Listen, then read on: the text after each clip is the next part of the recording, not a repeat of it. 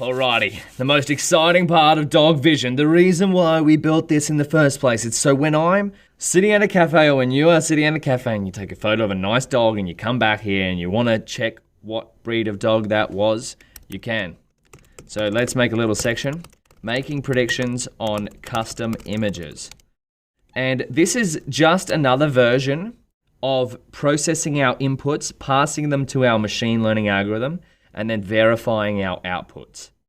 When we're first starting with machine learning, when we're first starting with deep learning, this is what we're focused on. What are our inputs? What are our outputs? How can we use an existing machine learning algorithm, which we already have, to figure these two out? So let's go here. And what do we need to do?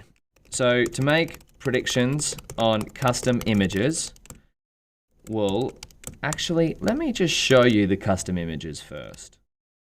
So I've got 3 dog photos here. There's my puppy. We've seen that one before. That's 7. Bella's actually in the background. Might confuse our model a little bit. There's another photo of baby Bella when she was so small. She's a lot bigger than that now. And there's a recent photo of Bella sitting on one of our couches, just chilling out, staring at the camera with those big brown eyes. This is a beautiful thing about working on a deep learning project that works with dogs. You get to look at photos of dogs. So get the file paths. We need to get the file paths of our own images. Oh, actually, my photos are currently stored locally, so we might need to upload them here. Actually, what I'm going to do is create a new folder. While I'm uploading these images, I want you to think about what do we have to do to the inputs of our machine learning model. My dog photos. What's the most important thing when we're preparing our inputs? Well, if you said we have to convert them to numbers, you'd be correct. And if you said we have to convert them into the same type of data that our machine learning model was trained on, you'd also be correct. Turn the file paths into data batches using create. Oh, this is where our function is coming back into play. Create data batches. Yes, and since our custom images won't have labels, because that's what we're trying to find out, we set the test data parameter to true. And then we pass the custom image data batch to our model's predict method. And then we have to convert the prediction output probabilities to prediction labels, so making them in something that we can understand, and then compare the predicted labels to the custom images. Whew, that's a bit of a challenge, but it's nothing that we've seen before. It looks like a lot, but we're going to take it down. So let's get the custom image file paths. We'll set up the custom path. And we just did that, so that's going to be drive/my drive/dog vision/ what was it, my dog photos. That's where I just uploaded 3 of my own dog photos. So you might want to upload your own dog photos to here if you have some. I hope you do.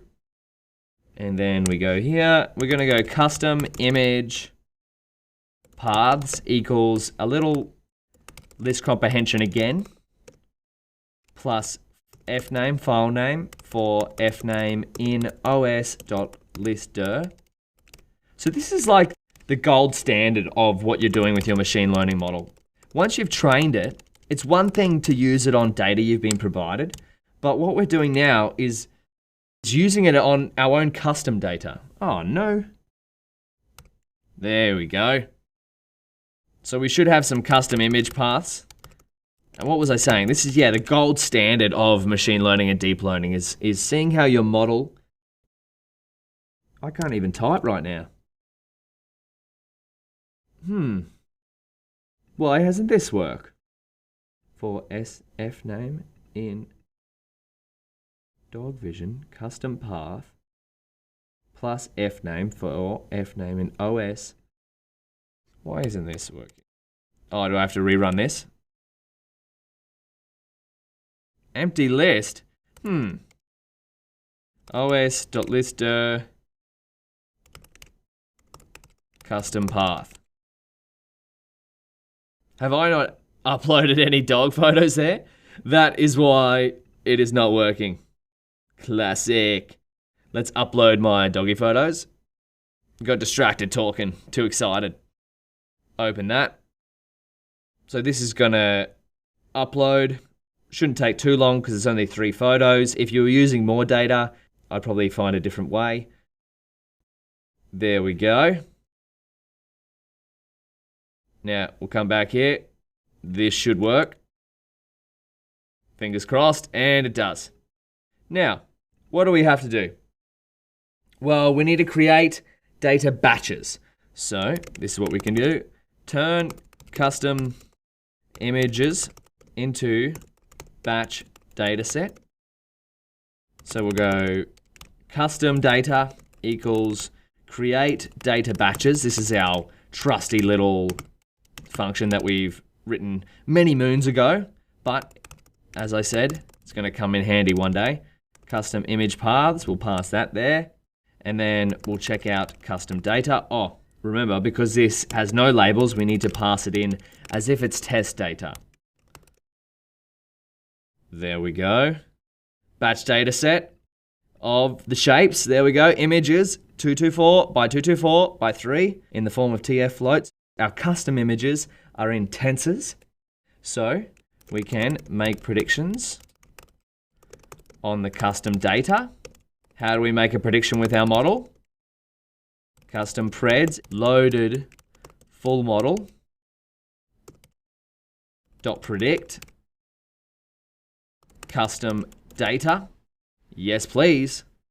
We'll have a look at custom preds. Can you guess what shape this will be? Ah, we've seen that before. We're getting hot. We're getting hot in here. Custom preds, yes, 3 images. So we've got 120 prediction probabilities for each one. And now, what do we have to do? So now we've got a prediction array. Let's convert them into labels and then compare the labels with each image. So get custom image prediction labels. And we got to go custom pred labels equals. We're going to go get pred label. Wonderful. Pass it custom preds. I for I in range len custom preds. Now this is just a little comprehension to get the prediction label of the custom pred I for range length custom pred. So for each one, get the pred label. Custom pred labels. Oh, we are kicking. Have a go at this. So now we need to get the custom images, aka unbatchify. Oh no, our unbatchify function won't work since we don't have any labels. That's one little tidbit that we could probably improve our unbatchify function later on, but for now, we will get the custom images. Our unbatchify function won't work since there aren't labels. Maybe we could fix this later. Because we're on a roll. We don't want to stop while we're hot. We don't want to stop. Dog vision is coming to life. We're like mad scientists here hacking together. We've gone home from the cafe so distraught that we've built an entire deep learning model to help us figure out what dogs we're checking out. For image in custom data, we just need to unbatch it. So we'll go unbatch. So remember, this is going to unwind our data batch into just images and into something that we can iterate over because we're using as NumPy iterator. So custom images dot append image. Does that make sense? So we've got an empty list. We're unbatching our batch custom data set. We're turning it into an iterator and we're appending each image to custom images. Shift and enter. One last cell, I reckon. Check custom image predictions. Now we want to plot it up. We want to plot it up like we've done before, right up here. But because we don't have labels, we can't really use our function up here. That's a bit of a boo-boo. So we might have to refix this function at a later date as well. That might be a little challenge for yourself. Now we go right back down to where we were. Check custom predictions, plt.figure. We're going to go fig size equals 10, 10. And we're going to go for I image in enumerate custom images. So if you're not sure of what enumerate is, it's just going to go for the images in custom images, count them up, save the count of it to I, and save the image inside custom images to image. And we're going to go plt.subplot. We're going to go 1, 3, I plus 1, 3 columns, 1 row, and this is the index of our subplot. That's why we get I. And we want to go plt.xticks. Set that to none to get rid of that yuckiness. We just want to see our pictures in their full light. plt.yticks, plt.title, custom pred labels, I, plt.imshow image. So the title is just going to be the label that our model has predicted, and the image should come up. So are you ready? Dog vision in the flesh. Oh, how good is that? So this is a picture of baby Bella, Lakeland Terrier. I'm not actually sure what a Lakeland Terrier is. I think we have looked that one up.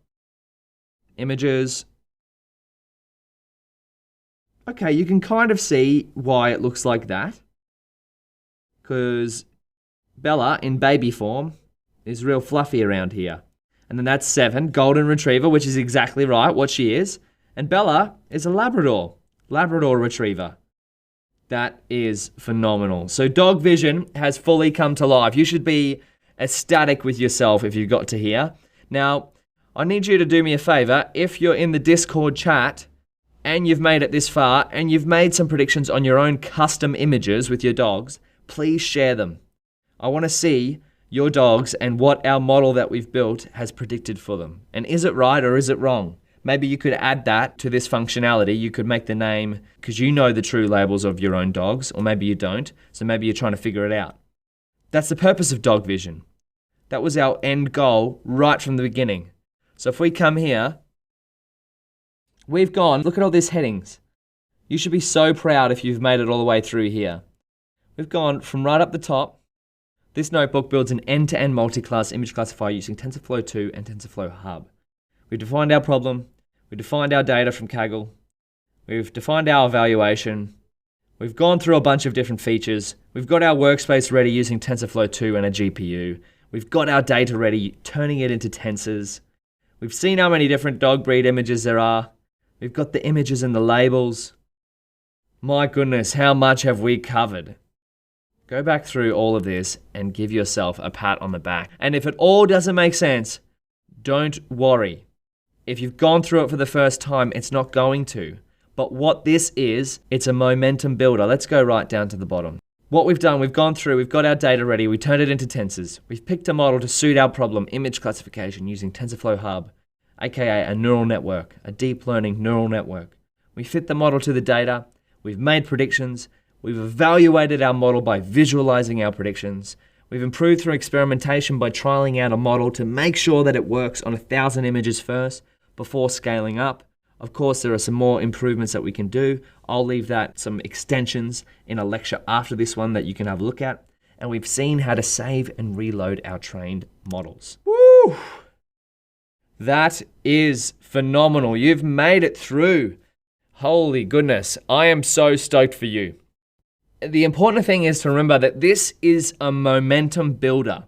You've now gone through a full-blown end-to-end machine learning modeling task. You've gone through these steps, a TensorFlow workflow.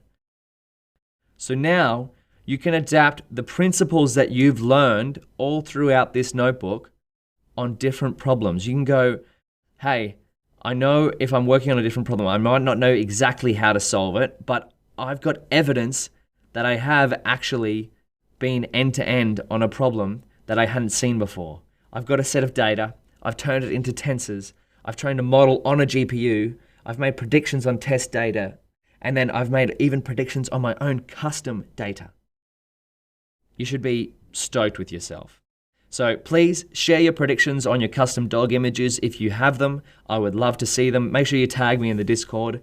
But otherwise, I will see you in the next video, and I'll leave some extensions for this project as well as different resources in the next lecture that you can check out.